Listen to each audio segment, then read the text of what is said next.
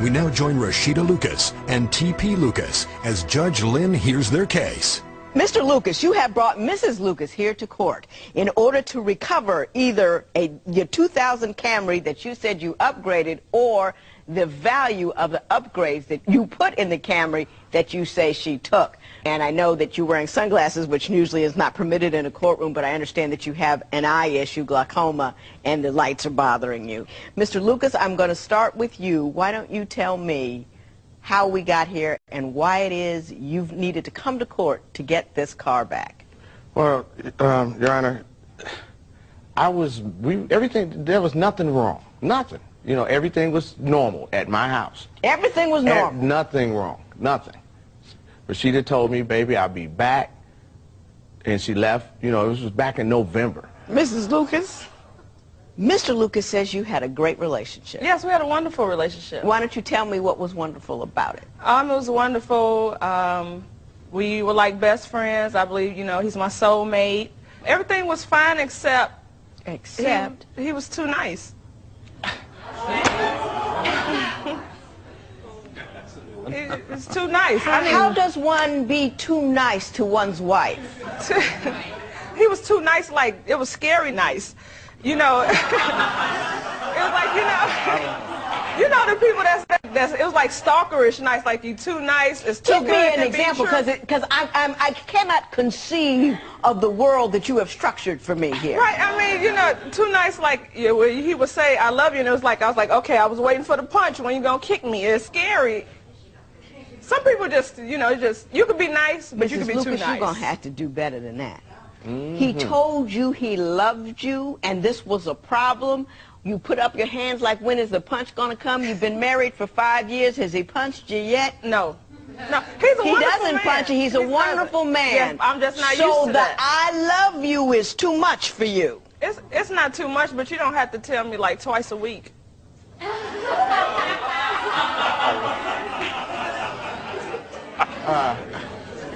Can't figure that. So if I found you a brother that would run around on you, call your names, and smack you upside the head, you'd be in heaven. No, he don't have to call me names or smack me, but... He can run around on you. No, not that either, but... What do you want from a man, Mrs. Lucas? Yes. I mean...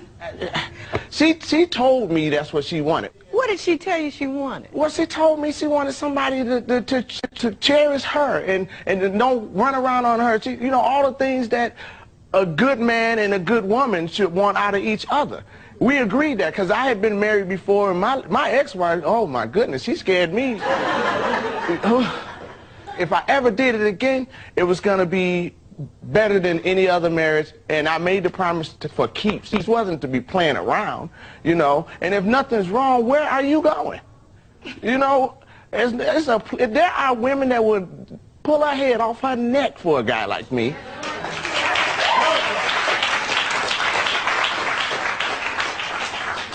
I'm going to ask you one more time. He made me gain weight. Okay, how did he make you gain weight? Because, I mean, now the man can cook. Brother can throw down. But he cooked 4-course meals for breakfast, lunch, dinner.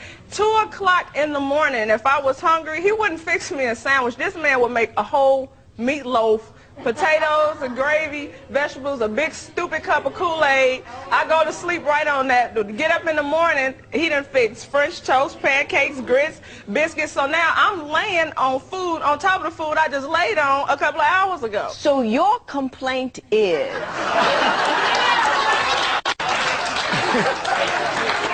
that this man cooked too often and too well, and he made me gain weight. Mrs. Lucas, have you lost your mind? No.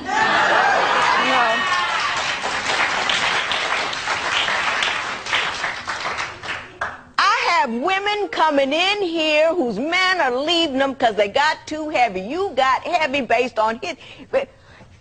They won't cook, they won't clean, they won't pick up the house, they're controlling, they're unkind. You have got a guy who cooks for you. You have got a guy who doesn't care what size you are. You have got a guy who, who tells you that he loves you without being prompted or looking for sex, and you're telling me that you want to leave him because he treats a good black woman, which we're going to have to qualify, like good black women, a queen ought to be treated. And what you're doing is taking a very I am a self-centered individual, and I don't appreciate what a man has brought to my table, so I'm going to make up some stupid reason to say what it is. It's stupid. And I very rarely say that about anybody. Do I, Joe? I don't say things are stupid. Very rarely, because people have odd points of view. That's okay. But that's stupid. You need to grow up, Mrs. Lucas. Mr. Lucas, my understanding is that she took on a career you didn't know about. Yeah. Could you explain that to me? Because I didn't understand it. I've been out here doing the best I can to get recognition as a comic for almost 17 years. And so after she leaves me, a mutual friend tells me that he saw her in a comedy club on stage. On stage. I mean, I don't have a problem with that. But she never shared this with me at all. She never told me not one time. So she became a comedian and didn't tell you? Didn't tell me nothing. And every time I tried to talk to her about it, she didn't have time, or she didn't want to talk. She was busy or something like that. She's supportive of your comedy career? Absolutely. Absolutely. I could, like, if she was closer to the stage, she has a distinctive laugh that I love. And I would hear her, and that would just motivate me to hit the crowd a little harder, because she made me feel good. He's killing you, Mrs. Lucas. You know that over here. He's just killing you. I mean, he's just killing you. But he Mrs. didn't Lucas, tell you about the shows that he... Yes, you can tell me about the shows. Okay. Tell me. The shows, I supported him with his comedy. That was fine. Right. But he also had a family at home. I already worked all during the day, going to school. By the time I come in, hey, bye, I love you, he's going out. This happened all the time. By the time he's coming back in, it's time for me to leave back out. So I wasn't seeing my husband Well, that he much had to been anymore. spending some time at home because he made you gain 30 pounds by cooking. Well, that was when he was there. But, I mean, because he cooked before he left. When I came in, there was food there. Or when he came in, he would bring me food at 3:30 in the morning. When did you get the comedy bug? What did you tell him about it? Actually, this is the first time telling him about it. I would How long change have the you been subject. doing it? A year. Oh, Why didn't you tell him? Because I felt like a hypocrite. How, I talked about how he would be out supporting his colleagues, and now I see... You understand his point of view. I understand, but the difference is he had a wife at home. He didn't have to go to all those unnecessary shows all the time. I can go. I'm not at home with him anymore, so I go to different shows. So you're complaining that he spent too much time comedy because he had a wife at home. Mm-hmm. But you can go out and be away and not acknowledge that you had a husband and a child at home. Right, but now I have, I'm a teenage mother. I make my own babysitter, so now my daughter watches my other kids while I have shows, so she's watching them right now. So everybody in your airspace ought to do for you, and you need to do for no one. Is that what you're telling me? No.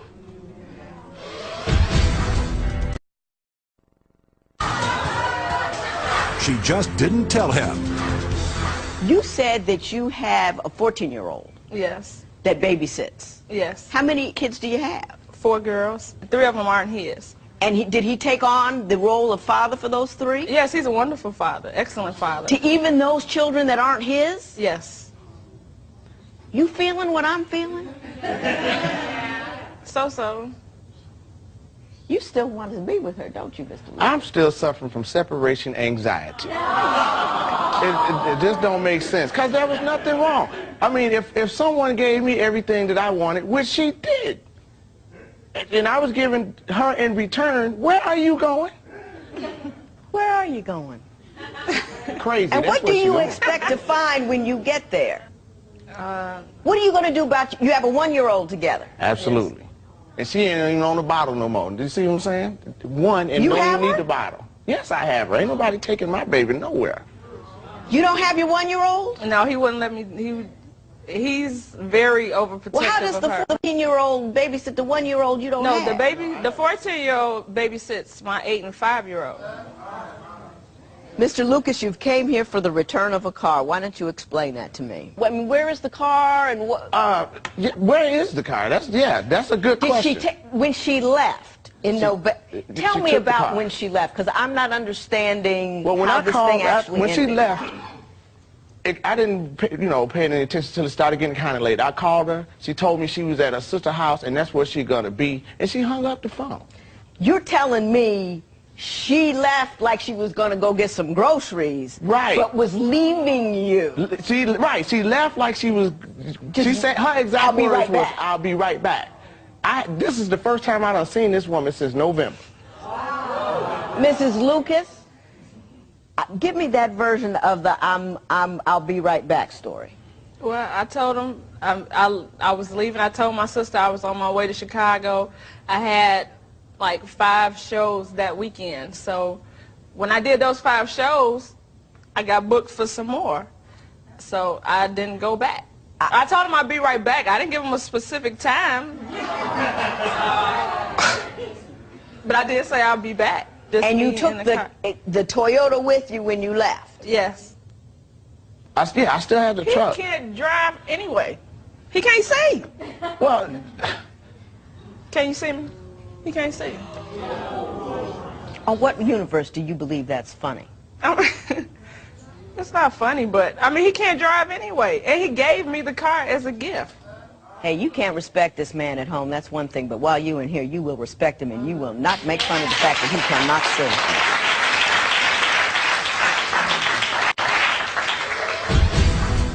When divorce court continues, Judge Lynn rules in the case of TP versus Rashida Lucas. But first, Rashida has news that leaves the courtroom speechless. Well, where is the car? The car.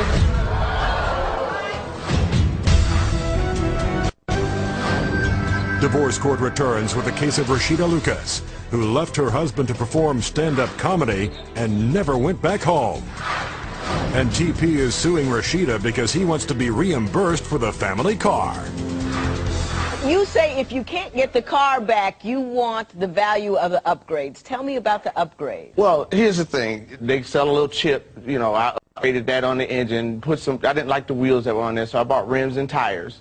And it didn't have a stereo at all in there because there was just a hole in the dash. So I bought a stereo for the car. Why don't you tell me this, though? How much is the car worth?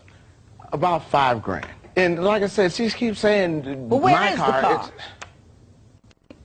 The car is gone. Gone where? It got totaled. How did it get totaled? I was at work. We had an ice storm in Chicago. Somebody ran into it and tore it up. So I told them just junk it. There was nothing I could do with it. So You just told her to junk it? You didn't... junk the There car? was nothing. It was nothing else they could do with it. It was like this small. Did you have insurance on it? Well, where's the No, the stereo? insurance had lapsed. Whose responsibility was to pay the insurance? Was it your responsibility to pay the insurance? It's my responsibility to make the money. She write out the checks to pay the bills. At least she used to. Was there money to pay the insurance? It was money to pay the insurance, but I wasn't in Wisconsin anymore. He could have did that while he was there. Yeah. But it was pick a typically surgery. your responsibility to pay the bills? Sometimes. Oh, I don't believe you. I believe it was your responsibility. Look at you. I believe it was your responsibility to pay the bills. Mr. Lucas, I'm sorry. You are a wonderful man, and don't let trifling women change who you are. That's all I'm asking. She's self-centered and only interested in her pleasure and her joy and what she wants. She will never give to you, and you have the right to have a woman who will give to you. That's my point of view.